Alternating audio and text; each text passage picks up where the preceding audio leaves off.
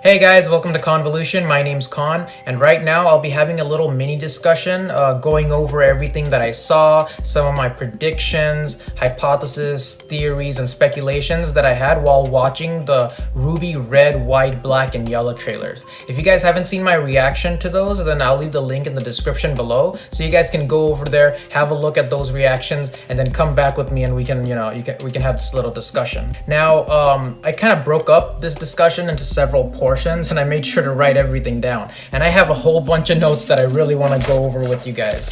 So that's why I wanted to make a separate video different from the trailer reactions, so you guys can get a little hint as to like what kind of ideas I'm thinking about before I'm actually getting into the series for the first time. And a lot of my ideas in my head have actually been been thanks to you guys for filling me in, like for example the characters' names, weapons, music, just the brief knowledge about the world itself without putting any spoilers, which I'm very grateful to all of you for. And definitely, if you guys have contributed some manner of information, I will reach out and give a shout out for sure. So without further ado, let's go ahead and get into it.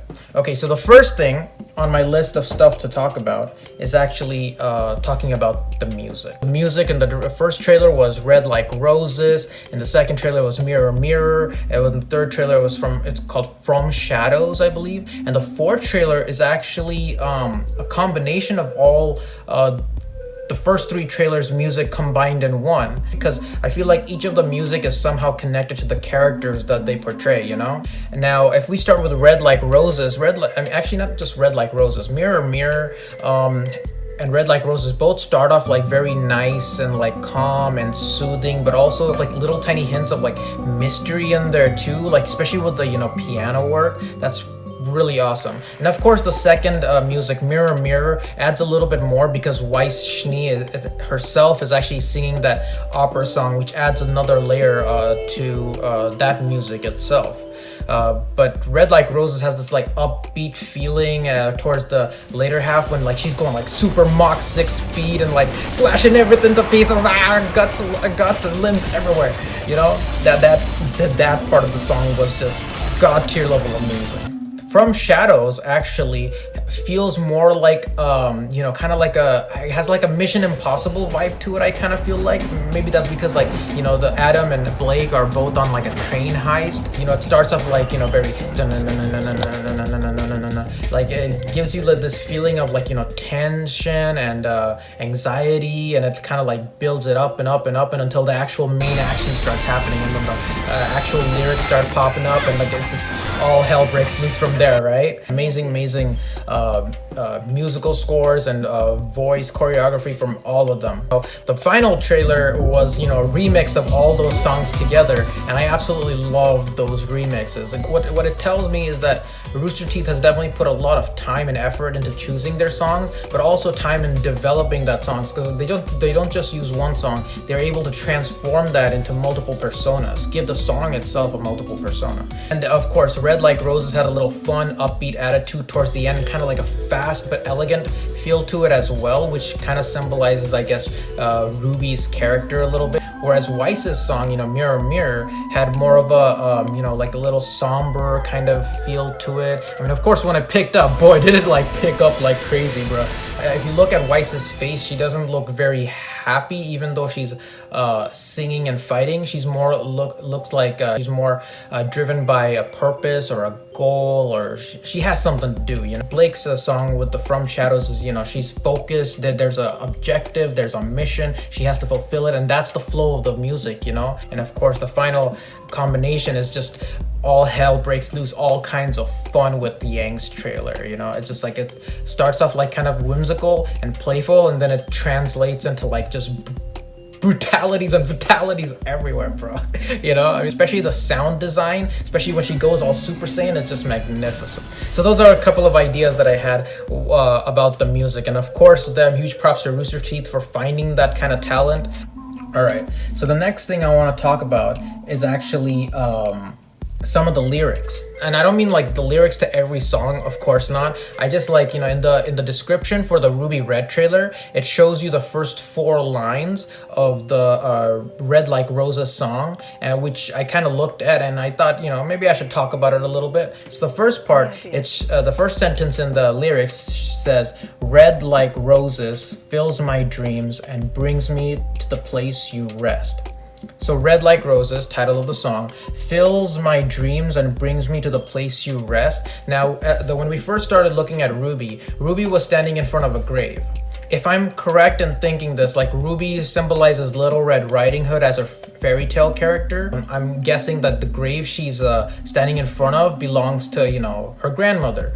I think that because, you know, Little Red Riding Hood was going through the forest, RWBY's also in a forest, you know, to get to her grandmother's cottage, and you know, the wolf, all those big bad werewolves, came and ate the grandmother. So maybe in a different alternate kind of storyline telling, you know, the grandmother's passed away, and then maybe I'm guessing that either the wolves killed the grandmother, or maybe whoever the wolves' leader is, maybe there's a higher, more evil monster ahead of, you know, on top of them. Like there's always a bigger fish, right? I'm guessing they killed the grandmother, and then that's why she fights the werewolves and has like a vendetta against them. I don't know, this is just me thinking, you know? And then the next line actually says, "White is cold and always yearning, burdened by a royal test." Now this makes me feel like Weiss is gonna be a very, you know, maybe start off as a very cold character, or maybe eventually grows to become cold and colder. I mean, she does have like icicle magic, so there's that too. You guys pointed out in the comments that Weiss is actually German for white snow, or, you know, flip it around, it's Snow White. That's the fairy tale character she's, you know, emulating. Does that mean in the future we'll get to see, you know, maybe her speaking with, you know, animals, or are we gonna see 7 dwarves? I mean, do dwarves exist in this world? I mean, I don't know. If we don't have dwarves, does the number 7 play any significant to her storyline? And it says burdened by a royal test. Is she some form of royalty? The thing she was fighting in the beginning was a silver knight, which, you know, has its you know, a relation to, you know, royalty, you know, so maybe that's what the royal test. But the main thing I want to take away is the burden. Like her look, like how somber she was, it really looked like she was burdened by something. And as her song's name is, of course, Mirror Mirror, but I'm wondering, does she have like an evil stepmother, you know, who's the queen of a kingdom or something like that? Or does she have family issues? Or is she you know, is she being forced to leave her home or something like that? Or does she have to abandon her kingdom? Things like that. And then the next line says, "Black the beast descends from shadows." I'll get into this later when I talk about more of the relation to the fairy tale characters. Black the beast, you know, obviously I think Adam and Blake Belladonna, they're like, you know, emulating Beauty and the Beast. So here Black the Beast makes sense, and of course she was like super beast in the action scenes in the trailer. Of course both of them were. Descends from shadows. Now the way they were moving around, especially Blake, you know, when she was flipping around her you know, her weapon, I forget the name, well, it kind of looked very like ninja-esque style. I don't know if you guys know, there's this anime called Soul Eater, and there's this hilarious character in there named Black Star, and he has a similar chain-like weapon, but he's a ninja. So I'm not sure, like, you know, where it says descends from shadows, I think of like Shinobi descending from shadows. Maybe I've just watched too much Naruto. But that's kind of what I'm getting the feel of. And Yellow Beauty burns gold. You know, she's yellow, she was burning gold, and she's beautiful as hell, you know? I'm talking about Yang, of course. You know, like I said, Yang has you know, struts around with a whole lot of sex appeal, but she owns that shit, you know what I'm saying? Now that I've talked about that part, let's look at the little mini synopsis about RWBY that Rooster Teeth put on there at the description of the Red trailer. So it says, "The future fantasy world of Remnant is filled with ravenous monsters." Okay, makes sense, we've seen monsters. "Treacherous terrain," okay, nice. "And more villains than you can shake a sniper sight at.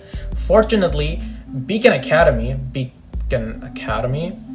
is training huntsmen and huntresses to battle the evils of the world. And RWBY, Weiss, Blake, and Yang are ready for their first day of class." Oh, okay. So is this gonna be like a school type of anime? Like, is this Beacon Academy, like Hogwarts for huntresses and hunters. I mean, that's the feeling I get. Beacon Academy, that's obviously a school. So I'm curious as to whether or not RWBY, Weiss, Blake, and Yang have already graduated from the school, or are they just entering the school, or have they been in the school for a good amount of time, you know? Which actually, now the fact that the school exists, I'm actually curious, is Adam also part of the school? Are we gonna see other hunters and huntresses, you know, coming up in the school? That's actually really cool, you know? Like, cause I mean, if these characters have such like powerful weapons and powerful moves and stuff, I mean, God knows what else Rooster Teeth can create, you know what I'm saying? And I'm guessing the villains are equally as capable and have equally as cool weapons, and I don't know, maybe like in you know, maybe the bad guys have a school of their own.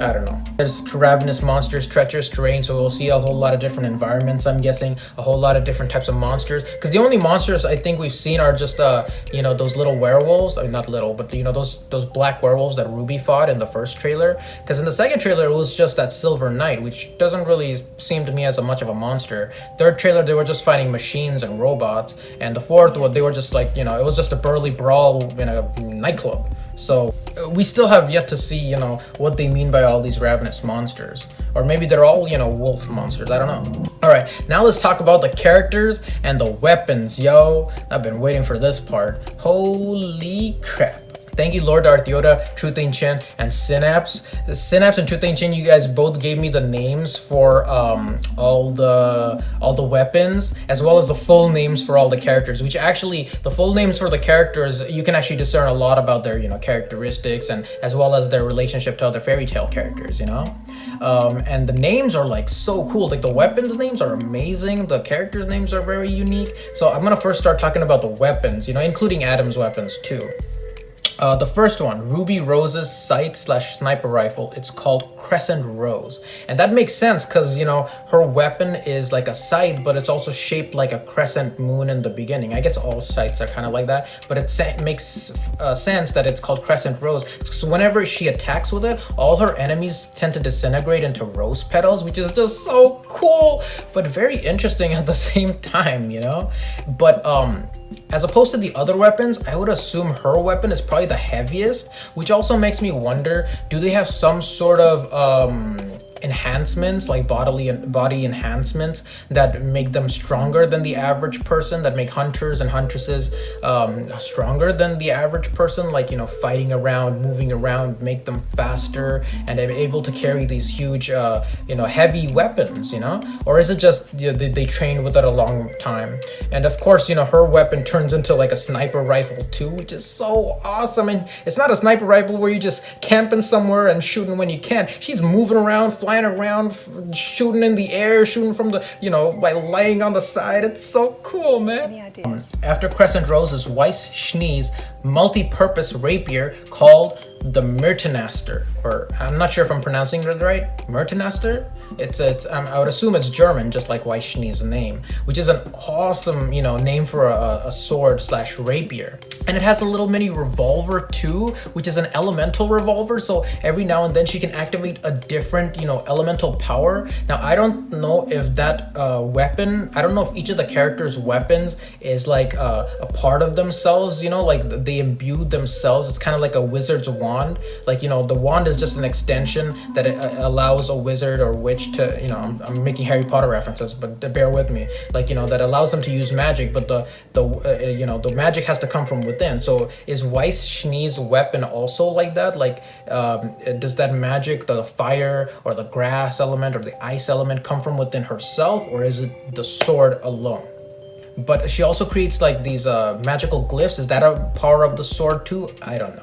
However, compared to Ruby's weapon and the other girl's weapon, Weiss's rapier is much smaller, much lighter, and also I would assume helps her, you know, do those very like fast movements that you would expect, you know, from a rapier, kind of like fencing style movements. The best way to describe her weapon is for me to like quote Obi-Wan Kenobi from the first movie. I mean, he said like, it's an elegant weapon, you know, meant for a more civilized age. And that's what Weiss's weapon strikes to me as, you know, very elegant weapon, just like its wielder.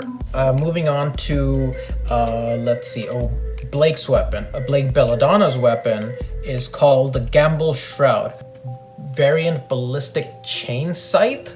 That's crazy, dude! Like, it's sword, and then she like turns it around and it turns into a gun. I mean, like she configures it to a gun mode, and then the strings are attached to each other, and she like throws one out, hits enemies, swings it around, brings it back, and like the combos that you could just do with that. She should be a Smash Brothers. All these girls should be Smash Brothers characters, man. Come on, Nintendo, get on this shit. Oh, and Synapse actually mentioned that Blake Belladonna has a sword that bends into an Uzi, and also has a whip, Kusari Gama style, and her sheath is also bladed, the Gamble Shroud, which is so cool. That's why I keep thinking that, you know, Blake might be some sort of ninja, like very ninja, hidden in the shadows, that kind of style of fighting, you know? And of course, we get to Yang's weapon, which is Ember Silica. Such a cool name, man. All the names are cool, but I think the name Ember Silica just rings with me a little more. And they're like gun gauntlets.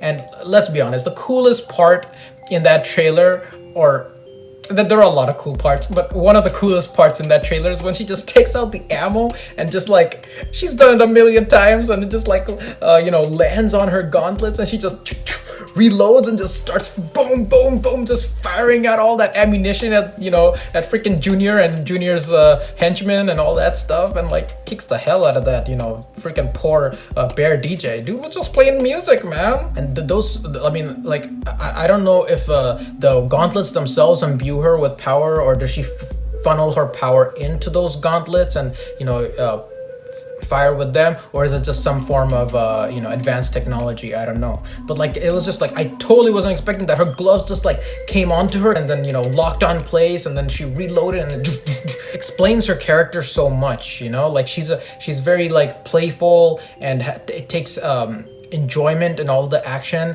and that's just, you know, like she throws out her punches, and she seems like a boxer. Perfect weapon for her type of character. Oh, let's not forget Adam Torres. Adam Torres's Chakudo rifle, which, you know, which is called Wilt and Blush. Wilt is the Chakudo and Blush is the rifle / scabbard. Oh my god, that was probably the coolest thing. Like, he just takes out his scabbard, like shoots it out, and like hits the dude with his sword hilt, and then like he grabs it and just like starts slashing everything. And he has like, his abilities allow him to like reflect off bullets, and then he blocked that dude's laser beams, and then just charged up and like, you know, like let out a huge, I'm assuming a shockwave of energy, which like just disintegrates everything in the vicinity. Not only the Metal Gear, but also the surrounding environment too, because you see all the leaves like rustling. I think I've talked enough about the coolness of the weapons, so let's delve a little bit deeper into the characters. RWBY, she seems like she's very, Ruby Rose, I should say, it seems like she's driven with a sense of purpose. Like, you know, she lost somebody she loved, and that's driving her to fight monsters and stuff, and she's very dedicated and motivated, but she also hasn't lost her playfulness, kind of, because there's some points in the Red trailer where you see her smile and kind of enjoying the fight, and she's playful, like she, you know, lands on the scythe and like having all these like different types of styles and kind of, you know, flowing with the battle, you know. Whereas compared to Weiss Schnee, Weiss's moves are more calculated and deadly and like precise and accurate, and it's more of a ballerina type of movements mixed with fencing. At least that's the way I think it is.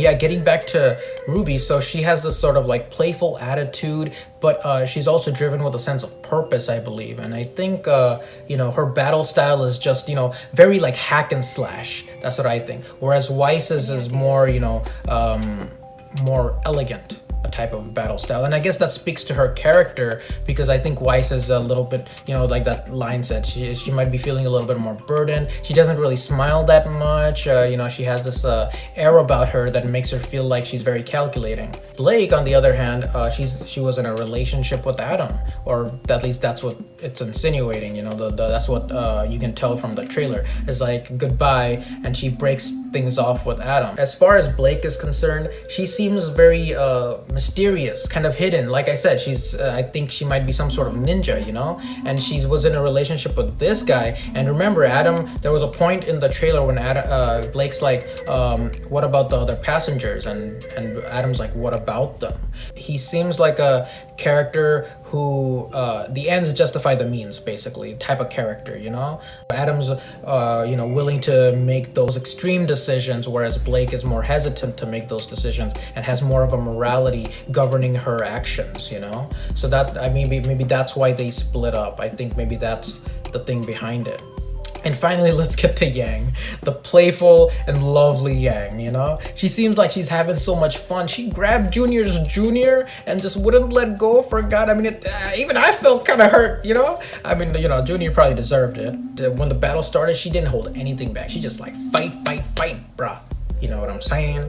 So her character seems very, you know, playful, fun. Fighting is what she does, and she loves what she does, you know? But I don't know, like, when she pulled out her cell phone to talk with Junior, it looked like she was looking for, like, the character in the picture looked like it was Blake. So why would she be chasing Blake? Like, are they really all sisters? I don't know. RWBY called Yang her sister, but does that mean they're all sisters, or just their sisters, or is sister just a term of endearment to somebody who fights alongside you, or going to the same school, or just being each other's companion? Are they actually related or not? I say that because none of their last names are the same, so that also makes me kind of hesitant on the whole sister kind of thing. Oh, and of course, you know, all the different coats. Like, for example, Weiss's coat says that everyone is entitled to their own sorrow, for the heart has no metrics or forms of measure, and all of it irreplaceable. So which makes me think Weiss is also, you know, undergoing a great bit of grief or sorrow, or will experience that later on. But the heart has no metrics or form of measure, and all of it irreplaceable. I mean, does she eventually find a reason to deal with her grief and her sorrow? And does that make her into a better fighter or person and or friend, you know, something like that? Blake's little quote said that your hopes have become my burden. I will find my own liberation. So that makes me think like, you know, maybe the hopes and dreams that Adam had have become a burden to her, and that's why she breaks things off with him and tries to find her own thing, her own sense of freedom, liberation, so to speak.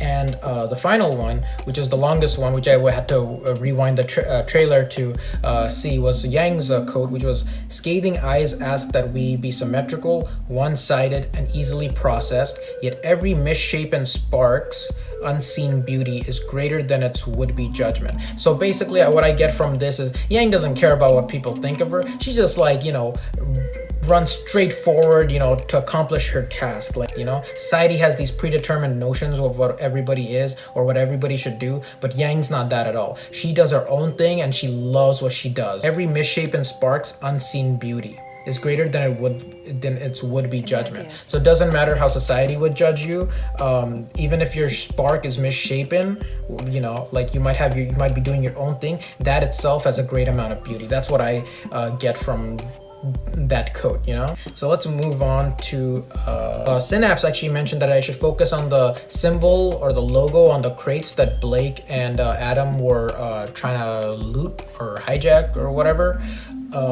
or destroy, I don't know. But that symbol, after rewatching all the trailers, apparently looks like the same symbol on Weiss's back, which is kind of weird because now we've connected Blake to Weiss, and then it looks like Yang is looking for Blake, so Yang is connected to Blake, and then RWBY comes back at the end of the trailer and Yang's connected to RWBY, so everything is full circle. What the hell, bro? Anyways, I don't know what that connection is, but I do see that there is a connection, whatever it may be. Yeah, and also I want to mention the other characters in the Yang trailer, like for example Junior and those two like cool girls, of course the henchman, and that poor DJ with the bear mask, dude. I mean, yeah, you don't shoot at your girl Yang over there, all right? Don't shoot with the girl who got guns in her gauntlets, you know what I'm saying? But you know, he was asking for it, and poor Kuma DJ got you know, his ass beat, and quite badly. Like he got thrown off. He got thrown off so bad. Did we even see him land? I don't know. And finally, the last thing I want to talk about is the moon. What the hell's up with the moon, y'all?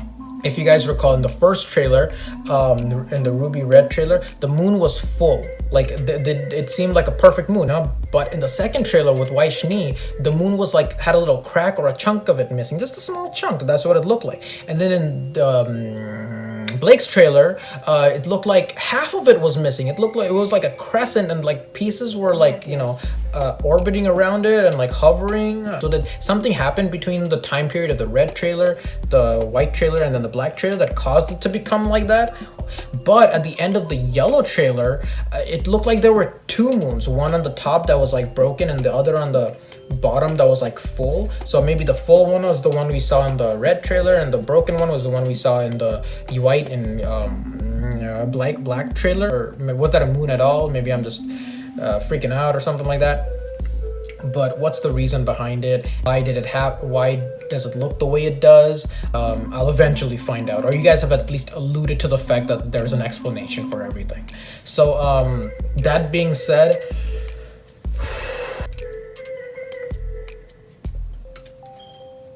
all right, I think I've discussed as much as my brain can handle about all these trailers and dissecting all these trailers. I'm sure I missed a couple of things that you guys might have mentioned in the comments. Yeah, oh, and the last thing, I want to mention Raymond562. You're the one who told me to focus on the rose on Adam's back. And I was focusing on it for a while, but I didn't really get to understand which fairy tale character Blake was associated with until I actually looked at her last name, which was Blake Belladonna Bell. So the the rose and the male figure and the female figure.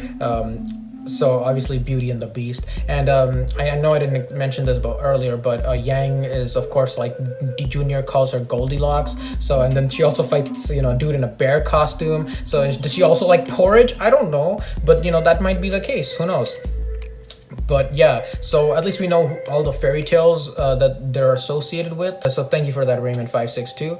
So that being said, I don't think I missed any. Well, I'm pretty sure I missed a couple of stuff that will be more detailed and gone over in the comments. But what did you guys think about everything that I talked about? Whether I'm right or wrong, do you guys think my mindset is correct? Am I flowing in the right direction, or am I just going off on a tangent, I mean, I'm trusting you guys to tell me what to do and how to best watch this series and how to best understand it, because that's what you guys have been doing for me so far. And I feel like I know so much more without just, without even going into the trailer. And there's no way I would have speculated all this stuff if you guys hadn't commented for me. So thank you so much. Thank you guys and if you guys have come to the end of this discussion video and stayed with me, thank you so much. I really appreciate it, all of you guys. So I'm gonna put an end to this discussion, and the next time you guys see me, I'll be reacting to RWBY Volume 1 Episode 1.